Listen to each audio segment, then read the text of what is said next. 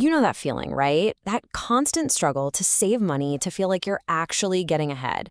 It can feel like you're just running on a financial treadmill and getting nowhere.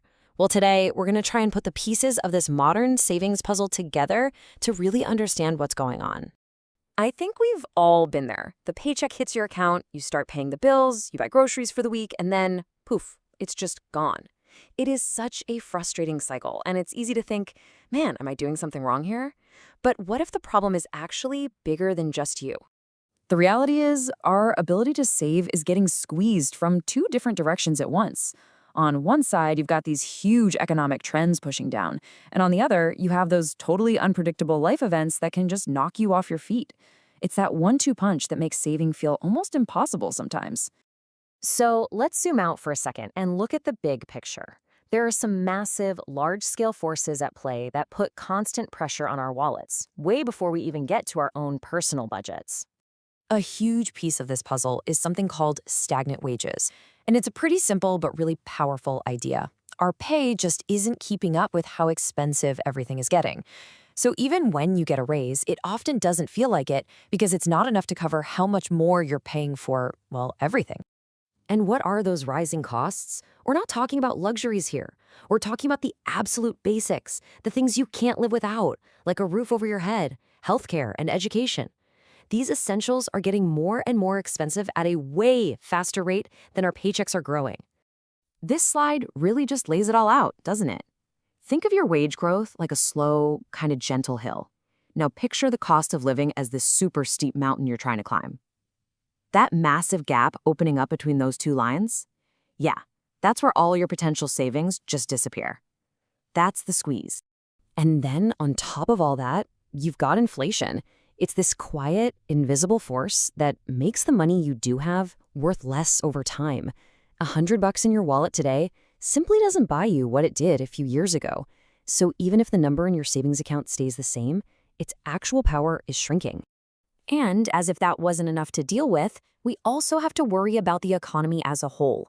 When a recession hits, job security can feel like a thing of the past. That can lead to less income, or no income, making the whole idea of saving consistently feel like a total pipe dream. Okay, so we've looked at the big picture. Now let's zoom all the way in to the personal stuff. Because even after all those larger economic forces take their cut, we have to face a whole other set of challenges right in our own lives. This is that personal squeeze. And this is what that personal squeeze looks like day to day. You know, it might start with just not earning enough in the first place, but then life happens. Bam, a sudden medical bill, or your car breaks down out of nowhere, or the roof starts leaking. These aren't just little inconveniences, they are major financial disruptions. And that's the really brutal part. You could be doing everything right. You're budgeting, you're cutting back, you're slowly building up a little bit of savings, and then one single trip to the ER or one bad car repair can wipe all of that progress out in an instant. It seriously feels like taking one step forward and 3 giant steps back. So when you get right down to it, it's about a lack of margin, a lack of wiggle room. For so many people, the problem isn't about not wanting to save. It's that after you pay for all the absolute necessities, there's literally nothing left. When your income just barely covers your expenses, saving isn't really an option.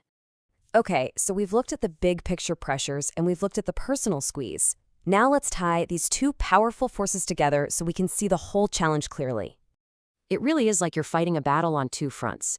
First, you've got the big economic forces, stagnant wages, inflation, and they shrink the total amount of money you could even possibly save.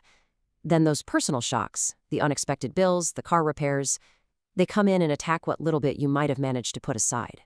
So here it is, maybe the most important takeaway from all of this. If you are struggling to save, it is not your fault. You are not bad with money. What you're facing is a systemic challenge, a combination of powerful forces that are, frankly, stacked against a lot of us. So just knowing these forces are at play, how does that change how we think about saving and wealth?